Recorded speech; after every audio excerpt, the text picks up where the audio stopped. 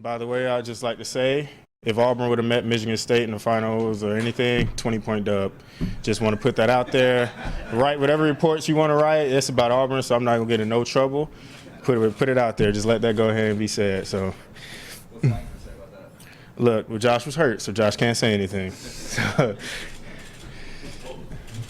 You, we talked at the end of the season, and were pretty upset about the fact that you missed those last 6 games. Mm-hmm. You talked about kind of accountability, wanting to be accountable to your teammates, and it was going to be your focus this offseason to kind of make sure that happened. Yeah. Just curious, kind of maybe what went into that. What did you do this offseason? How did you kind of attack that? Yeah, so this offseason, last year I didn't get this time. Last year you're preparing for the combine, all that, that fun stuff that people like to see, and you don't really get a chance to get better at football, really get that much stronger, really work on your specific skill. So I got, full whatever, 3.5, 4 months, whatever it is, and I think that time that I put in and the work that I put in will hopefully pay off this season. Oh, 17-game season, and hopefully more. That's always been my goal. I feel like if I do that, the rest will take care of itself. I know it's very early in the offseason, but just your first impressions of Darrell Bevell's offense and what it might mean for you this fall. I mean, we all know what he likes to do. We know what he brings to the table. So right now, we can't do much, honestly. So we don't have enough hours in the building. So right now, we're focusing on making ourselves better as players. If you do that, no matter what offense it is, you'll fit in. What he likes to do is also what you like to do, right? Like he does lean on his running backs. Yeah. So, I mean, obviously that's good news for me, but, we're a complete team. We're trying to be a complete offense. We're trying to be complete players. So we understand you can't run the ball 100% of the time. You can't throw the ball 100% of the time. We just want to be as balanced as possible and score as many points. Because he does want to run the ball a little bit more, how do you need your body to be different, I guess, to maybe take on a bigger workload? I mean, it's a different year. I mean, you can't stay the same. People in this league are too good. Nobody's sitting around staying the same. We've got a lot of tough defenses in our division alone, and we've got a lot of tough defenses on our schedule. So I've got to just focus on getting stronger, getting better, making sharper cuts, being a smarter player. And, when it comes to the season, we'll see how I line up. I mean, do you want to play at the same weight? Could you be Yeah, whatever. I mean, as long as I feel like I'm bigger, faster, stronger, I don't care what the weight scale says. Have you gone back and looked at any Seahawks film about this one doing something? I mean, yeah, that's something that you just kind of have to do before you got here. But like I said, we're not the Seahawks. This is 2019. I think it's 2019. So we're ready to play our ball. Whatever that calls for, that's what we're ready to do. How do you like how that running back room is shaping up? Some couple new additions. Yeah. Anderson and that, and just how that group's come together. Yeah, we've got a good group, man. I was blessed. I've always said this. I was blessed last year with a good running back room with Theo and LG and Zach. Luckily, we're bringing back Zach and Theo and replacing LG with CJ. So I've still got a lot of guys who have years in this league, years doing this, years of worth of experience. And then adding a rookie in this year, hopefully I can be a guy that he can look to kind of guide him through while I'm also looking at those guys that guide me through. So I've been fortunate, having a lot of good older mentors, and I'm very excited about our room. When last season ended, how did you feel about your season? You started so well, and then the injury, which you didn't like that. When you look back at it, do you feel like you showed something but not everything? Does it feel incomplete? Yeah, well, I mean, we made strides. I mean, this league is about consistency. It's a long season. I mean, 21 games counting preseason, counting training camp like another 2 games. I mean, it's a long season. So you got to be consistent. The Patriots win because they're consistent. We want to be consistent. The Rams won last year. They were consistent. We want to be a consistent team in this league that wins consistently. And that's the hardest thing, honestly. The most talented teams don't always win. The most consistent teams do. So. Was that a rookie wall for you? If there was, what would you tell the group of rookies coming in? Ricky Wall hit me like fall camp, bro. I'm in that thing. I'm in that thing going through preseason games. I'm like, oh, we ain't even started yet. But it's long. I mean, it's long, but at the same time, it went by fast, man. You're having a lot of fun. I get to come to work in sweatpants and shirts. I get to go out. I get to play a game that I've been playing since I was 5 years old. I get to go home. I get to come back and do it all again. I don't have to sit in a cubicle. I ain't got to do no spreadsheets, no nothing. So, I mean, I like to have fun with this. And, it's long, like I said before. But, you chop it into itty-bitty pieces. You chop it in, hey, 5 weeks here, 5 weeks here, 4 weeks here. And you just progress that way. And, before you know it, you're in off-season. You're like, dang, year 2 is starting. So.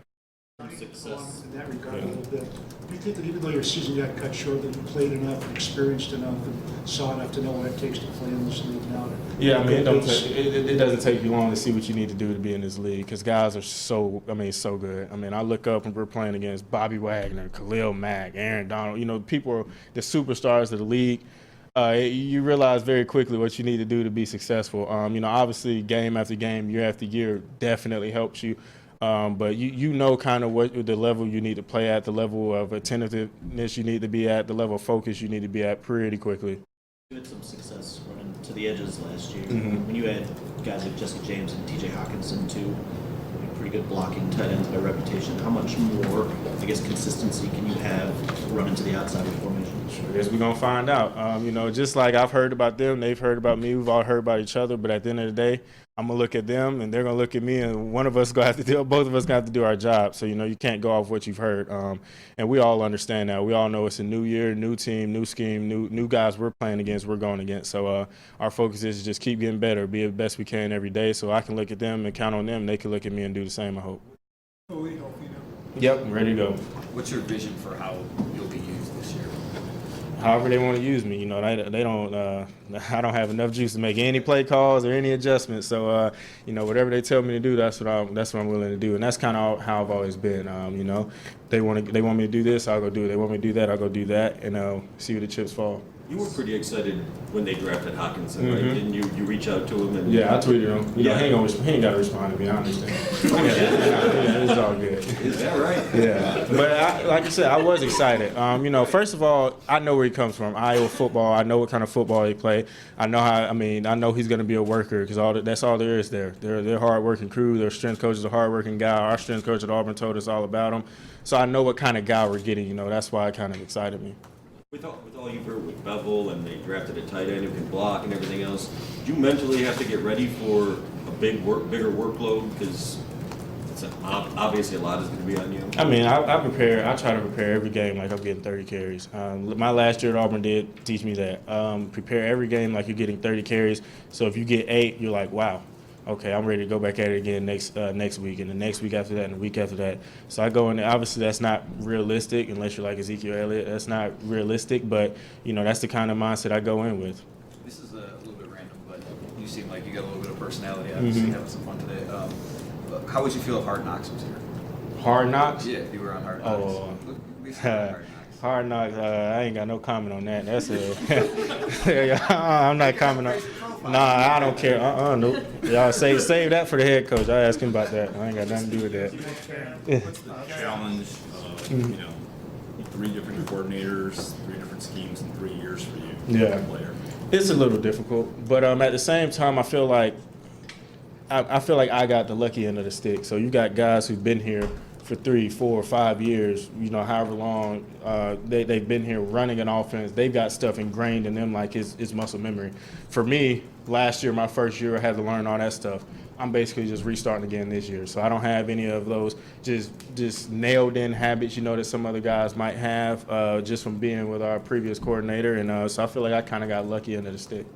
Speaking of the Seahawks, did you watch them much growing up in beast mode, and did Yeah. you ever aspire to run that Yeah, way? everybody's watched Beast Mode run. Only one person can do it. It's him.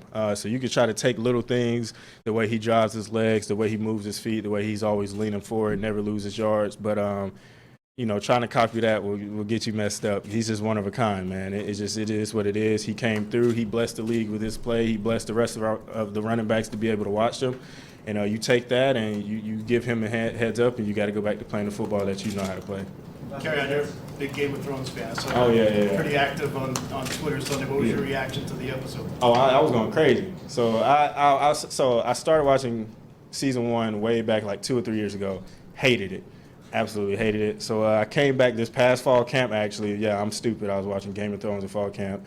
So any off time we got before, I was doing all my other stuff, I tried to get a little episode in and got hooked. And so now I'm watching it. Arya came through in the clutch, did her thing, and I was going crazy in my room. And I was running all around the room. So, because I thought they were going to all die. I really thought everybody was gone. Like, I was like, oh, well, hey, we tried. But they came through and they did their thing. So I'm happy the show is going where it's going. I got a quick follow-up just on that. Is there some kind of unspoken whatever thing that you can't say too much about the show in case somebody else hasn't caught up yet? I promise you, I don't care nothing about if you ain't caught up.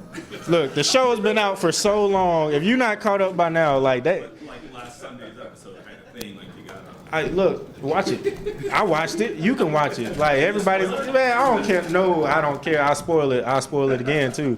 I don't care.